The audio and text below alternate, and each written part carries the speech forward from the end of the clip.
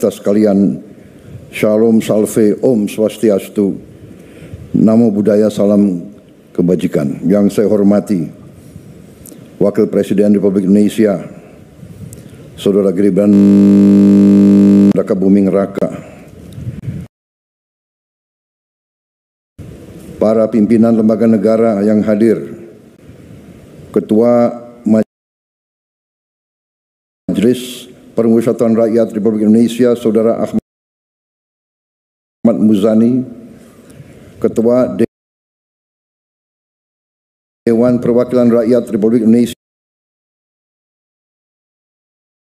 Dewan Perwakilan Rakyat Republik Indonesia Saudari Puan Maharani, Ketua Dewan Perwakilan Daerah Republik Indonesia Saudara Sultan Najamuddin, Ketua Mahkamah Agung Republik Indonesia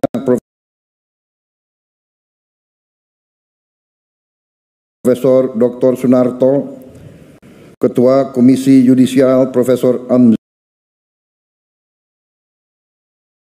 Zulia Rifai,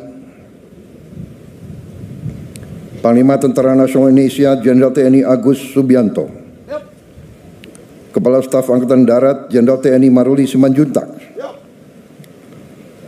Kepala Staf Angkatan Laut Laksamana TNI Muhammad Ali, Kepala Staf Angkatan Udara Marsikal TNI Muhammad Tony Harjono, Menteri Pertahanan Republik Indonesia Jenderal TNI Purnawirawan Syafri Samsudin, para Menteri Koordinator, para Menteri, Kapolri, para Kepala Badan, Kepala BIN, Wakil Menteri dan seluruh anggota Kabinet Merah Putih yang saya hormati, para atase pertahanan negara-negara sahabat yang saya hormati, yang saya banggakan dan yang saya cintai, seluruh prajurit Tentara Nasional Indonesia yang berada di hadapan saya dan yang sedang bertugas dimanapun saudara berada, dan juga seluruh warga masyarakat yang hadir di tempat ini, Pusdiklat Pasus Watu Jajar, dan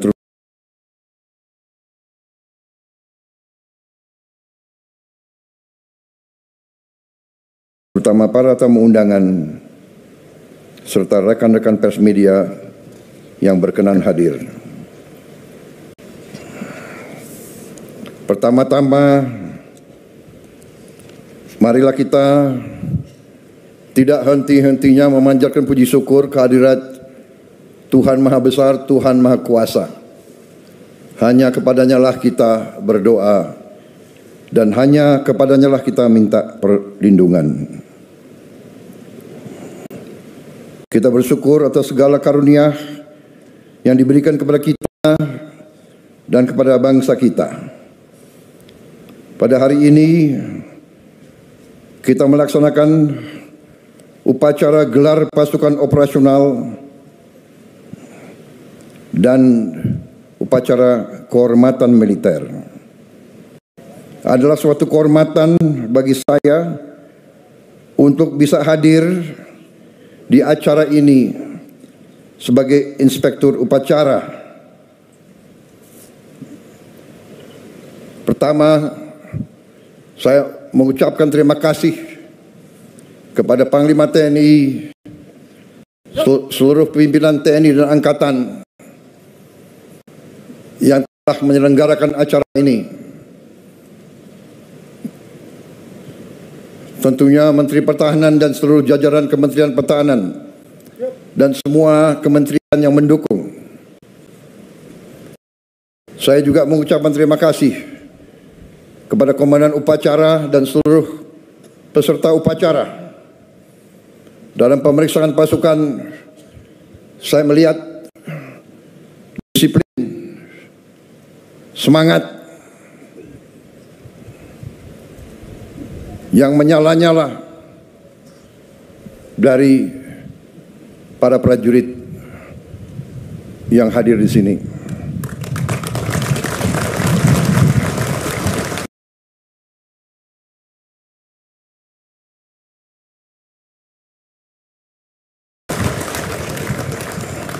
Saudara-saudara, menjadi prajurit adalah suatu kehormatan, tapi juga suatu panggilan dan juga suatu kesiapan untuk berkorban. Saya bangga melihat saudara-saudara, saya bangga melihat kerelaan saudara untuk berkorban.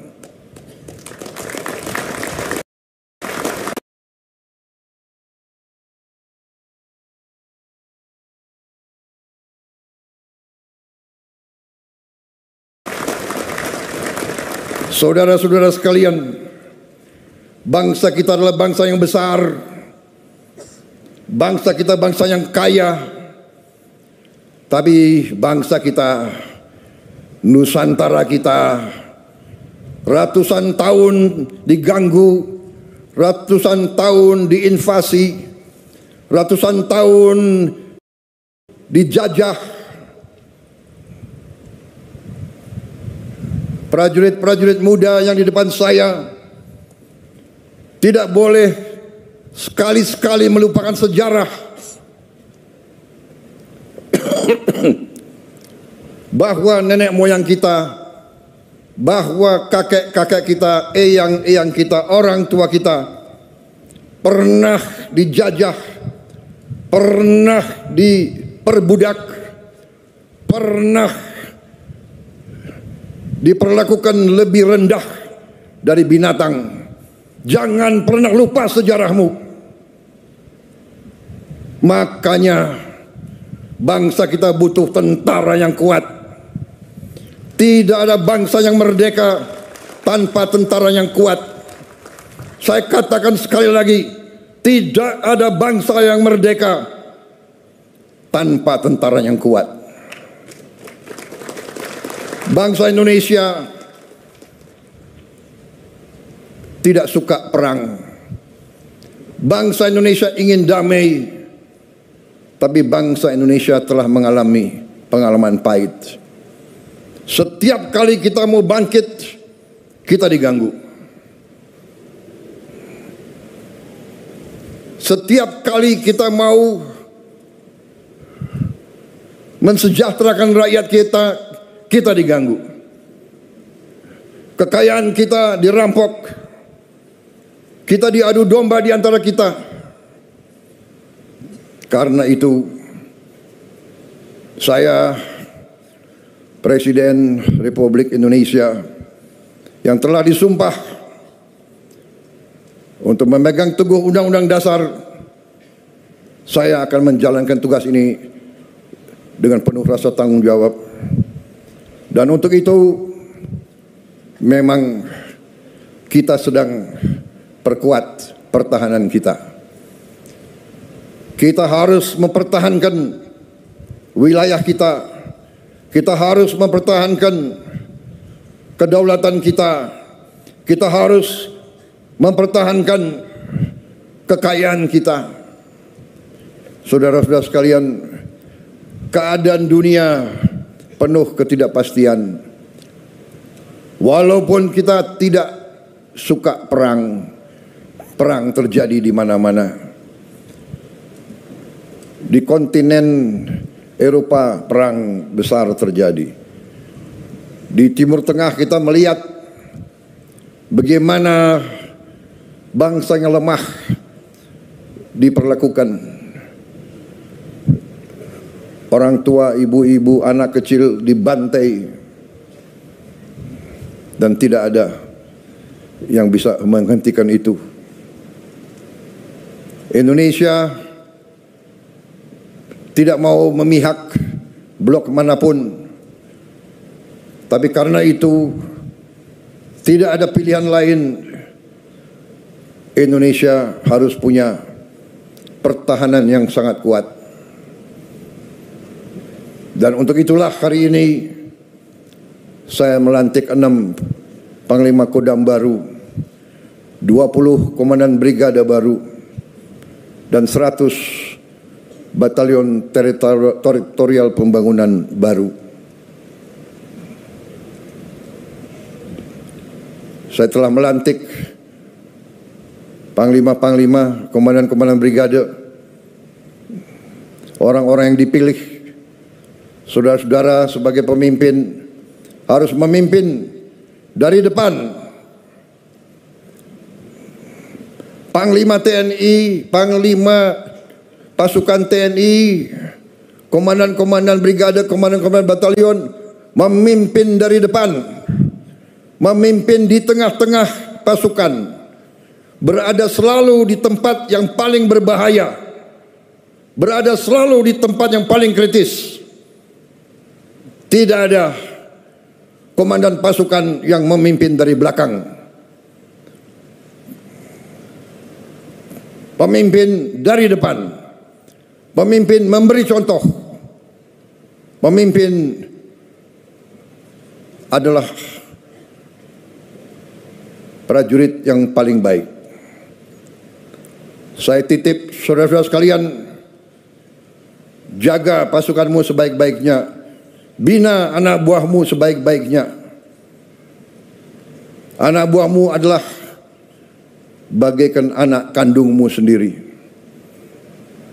Pimpin dengan baik, jaga mereka dengan baik, latih mereka dengan baik, latih mereka dengan keras, tapi tidak dengan kekejaman.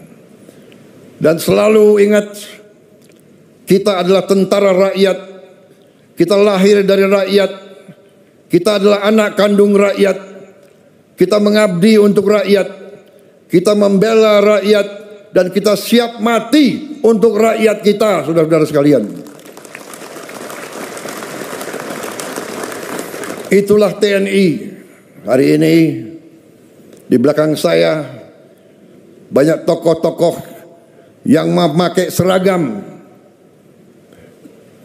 Mereka pakai seragam sebagai tanda mereka ingin terlibat, mereka ingin mempertaruhkan diri mereka bersama-sama seluruh rakyat Indonesia. Karena bangsa kita punya pertahanan yang kita namakan pertahanan rakyat semesta. Kita tidak mau berbuat selain membela bangsa Indonesia. Karena itu wawasan kita adalah wawasan pertahanan yang defensif. Ada yang mengatakan dalam perang defensif itu tidak bisa menang. Itu bacaan sejarah yang keliru. Kalau kita mempertahankan bangsa kita, kita pertahankan tiap kampung, tiap dukuh, tiap lembah, tiap bukit, tiap gunung, tiap kecamatan, tiap kabupaten, tiap provinsi, tiap jengkal tanah kita pertahankan. Seluruh bangsa Indonesia pertahankan. Saudara-saudara, kita tidak bisa ditaklukkan. Dan bagi kita tidak ada masalah. Daripada dijajah kembali, lebih baik kita mati, saudara-saudara sekalian. Saya kira itu yang ingin saya sampaikan. Terima kasih para tokoh-tokoh nasional hari ini menyatakan diri bagian dari pertahanan rakyat semesta.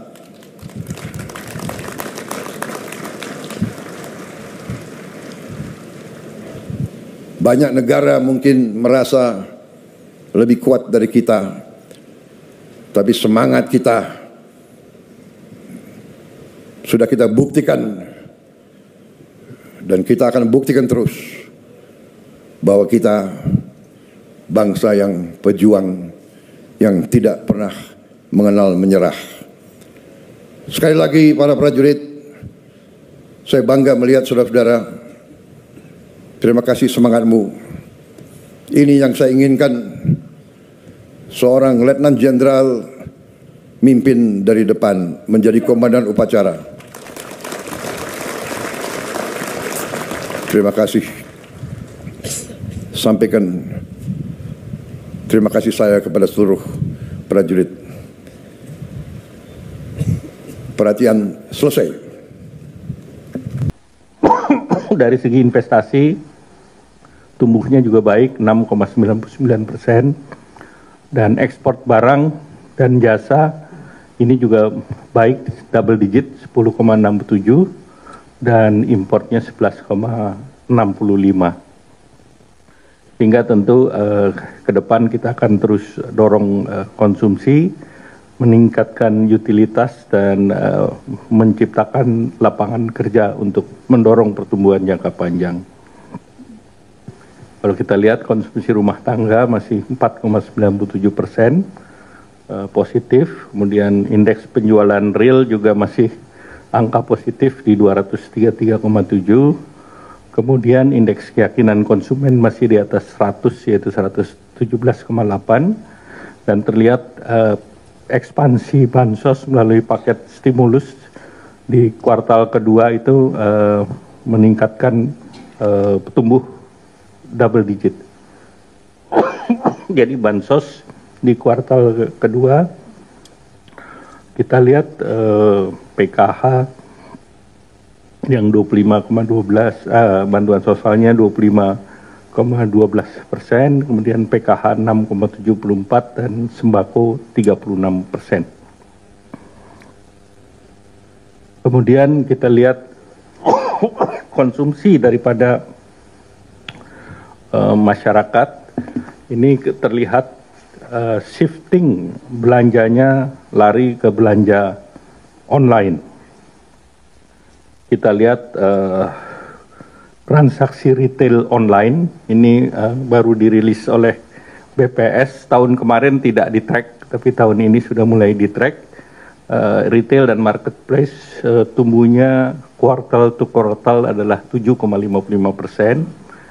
Kemudian yang shift ke online, salah satu contoh yang tumbuhnya tinggi adalah personal care dan kosmetik, itu naik mendekati 17%. Kemudian produk rumah tangga dan kantor itu juga 72,8 triliun, growth-nya adalah 29,38%. Nah, transaksinya juga meningkat pesat, di mana di tahun 2018 transaksinya itu ada 280 juta, di tahun lalu sudah 3,24 miliar. Nah, kalau kita lihat kinerja keuangan sektor retail, dari 3 perusahaan pabrik, 1 minimarket, yang 2 salah satu yang banyak outlet di mall, seluruhnya semester 1 ini pertumbuhannya mendekati 5%, 4,99, 6,85, dan 12,87%. Ini menunjukkan bahwa terkait dengan isu Rohana dan Rojali ini isu yang ditiup-tiup. Jadi faktanya berbeda, dan tentu ini yang harus kita lihat. Nah, kemudian kita juga bisa lihat dari segi inflasi. Nah, core inflasi di angka 2,32, dan dibandingkan per provinsi kita lihat beberapa provinsi tinggi, artinya daya beli ataupun masyarakat di tengah ketidakpastian global masih melakukan konsumsi secara kuat, dan angka ini ditunjukkan oleh angka inflasi. Nah, kalau kita lihat dari investasi atau PMTB, pertumbuhannya juga di kuartal kedua tinggi 6,99%. Kemudian lembaga rating juga kita masih dalam satu tingkat di atas investment grade. Realisasi investasi juga secara total di kuartal kedua mencapai target selama kuartal kedua, dan secara tahunan satu semester juga mencapai target. Dan kita melihat yang baik adalah import barang modal, itu juga 37,89 billion, artinya terjadi kenaikan dari realisasi investasi, dan ini ke depannya pasti masuk dalam sektor produktif. Nah, kalau kita lihat PMI Index versi dari Bank Indonesia, Pro Manufacturing Index, itu sudah masuk di angka 50,89, artinya sudah ada optimisme di pasar. Nah, kalau kita lihat secara raca perdagangan, kita lihat selama 62 bulan masih surplus, dan ini salah satu ekspor yang 24,43 billion, importnya 19,38, dan surplusnya 4,1. Ini satu bulan. Kalau kita lihat dari segi non-migas, pasar Amerika masih kuat. Jadi kita masih ekspor sebulan 2,68 billion, kemudian importnya 1 billion, sehingga sebulan kita masih surplus 1,64. Kalau setengah tahun itu mungkin kita punya surplus hampir 9 billion dengan US. Jadi US menjadi satu pasar yang perlu dipertahankan karena pasarnya cukup besar. Sudah itu India, Belanda, Malaysia, dan Thailand. Kemudian kalau kita lihat sisi per sektor, ini hampir seluruhnya tumbuh positif. Sektor industri itu tumbuhnya di atas dari pertumbuhan ekonomi nasional. Industri tumbuh di 5,68 dan share-nya 18,67. Kemudian pertanian lebih rendah dari Q1 kemarin karena kebetulan shifting daripada panen. Dengan perdagangan 5,7, konstruksi mendekati 5, 4,98. Kemudian transportasi pergunangan itu 8,52. Digital atau Infocom 7,92, akomodasi, transport dan Mamin ini termasuk pariwisata di angka 8%. Jadi kita lihat beberapa sektor, dominasi sektor jasa misalnya itu juga tumbuhnya 4,55%. Dan juga yang kita perlu lihat adalah konstruksi tumbuh kembali di angka 4,98 atau naik ke mendekati 5%. Nah, industri pengolahan ini tumbuh kuat, ini ditopang oleh logam dasar tumbuh 14,91%. Ini secara year on year, walaupun ada sektoral tarif, tetapi ini mulai masih tumbuh. Kemudian industri makanan minuman juga masih tumbuh di 6,15%. CPO minyak sawit masih tumbuh.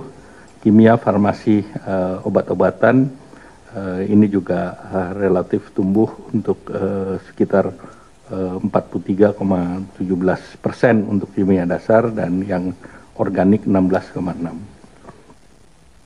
Terkait dengan lapangan kerja, ini dibandingkan tahun lalu, angkatan bekerjanya bertambah 3,67 dan 3,59 juta penduduk atau 97,73% itu terserap oleh pasar, sehingga perekonomian kita menciptakan lapangan kerja kepada sekitar 3,59 juta penduduk. Nah, kemudian di sektor pariwisata ini terlihat bahwa jumlah wisatawan luar negeri dan dalam negeri itu terjadi peningkatan, terutama wisatawan mancanegara itu mencapai 140.000 orang dan per bulannya, dan wisata Nusantara 100.000. Jadi ini menunjukkan bahwa apa yang dilakukan oleh pemerintah ini mendorong tumbuhnya wisatawan Nusantara secara year on year itu 23,32%. Kemudian ini juga mendorong sisi transportasi dengan berbagai program yang dibuat pemerintah, termasuk terkait dengan diskon-diskon pesawat maupun diskon tol dan yang lain, jalan tol. Itu angkutan rel tumbuh 9,17%, kemudian angkutan laut juga tumbuh 16,79%.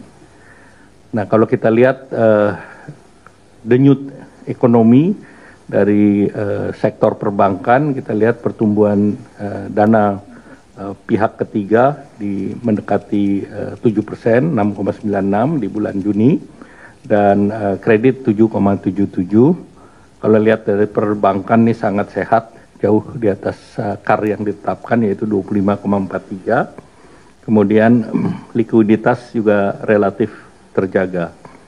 Nah, ke depan beberapa hal yang didorong oleh pemerintah, yaitu pertama akselerasi dari makan bergizi gratis MBG. Ini realisasinya sudah relatif baik, nanti Pak Kepala Badan Gizi akan memperjelas. Kemudian bansos di triwulan ketiga ini sebagian ada carry over dari triwulan kedua, dan sebagian daripada bantuan subsidi upah ini sudah berjalan di bulan Juli. Demikian pula pada program padat karya di Kementerian Pekerjaan Umum dan Kementerian Perhubungan. Nah, kemudian pemerintah juga mendorong beberapa kegiatan terkait dengan investasi, yaitu dengan mendorong deregulasi, meningkatkan kapasitas SDM dan insentif fiskal, baik itu tax holiday, tax allowance, super deduction, dan koordinasi antar kementerian lembaga. Pemerintah juga terus melanjutkan program FLPP dan juga kredit program perumahan, KUR perumahan, untuk mendorong UMKM, di mana ini disiapkan untuk 450.000 perumahan. Regulasinya sudah disiapkan dan 350 FLPP, yang 450 KUR. Dan ini juga sudah disiapkan KUR-nya yang sifatnya 5 miliar untuk UMKM dan bisa revolving. Dan itu plafonnya jadi 20 miliar, Pak Menteri. Ya, Ibu sudah setuju, jadi hari ini sudah jalan. Ya. Kemudian juga terkait dengan PPN DTP untuk sektor properti 100% sampai dengan 2 miliar sampai bulan Desember. Kemudian selanjutnya kebijakan menjaga ketahanan sektor eksternal. Ini kita dorong devisa hasil ekspor, kemarin compliance 80%, dan ini 3 bulan, setiap 3 bulan kita evaluasi, dan tentu ini kita akan dorong. Kemudian deregulasi kebijakan impor oleh Menteri Perdagangan, kemudian peningkatan fasilitas perdagangan termasuk local currency transaction, saat sekarang sudah sekitar 9,4 miliar atau 50% lebih dari total LCT di tahun 2024. Jadi local transaksi sudah berjalan. Kemudian dari berbagai kerjasama bilateral maupun multilateral terus didorong, baik itu OECD, BRICS, FTA, EU SEPA yang diharapkan bisa diselesaikan legal dokumennya di tahun ini. Kemudian industri padat karya terus didorong, ya sektornya adalah makanan minuman, tekstil, pakaian jadi, kulit, furniture. Untuk pasar Eropa seluruhnya biaya masuknya 0. Jadi dengan EU SEPA ini seluruhnya 0. Kemudian dengan Amerika juga dengan tarif 19%, ini menyelamatkan tenaga kerja yang di sektor ini yang secara total ada 12,2 juta. Kemudian kebijakan mendorong mobilitas dan masyarakat dan pariwisata, ini beberapa program yang akan dilanjutkan di bulan Nataru nanti. Dan ini adalah resiprokal seperti kemarin EU sudah mengumumkan bahwa visa untuk Indonesia itu dipermudah dengan model cascade. Jadi kalau sudah dapat 1 kali visa, berikutnya diperpanjang multi entry 5 tahun masuknya dari berbagai negara.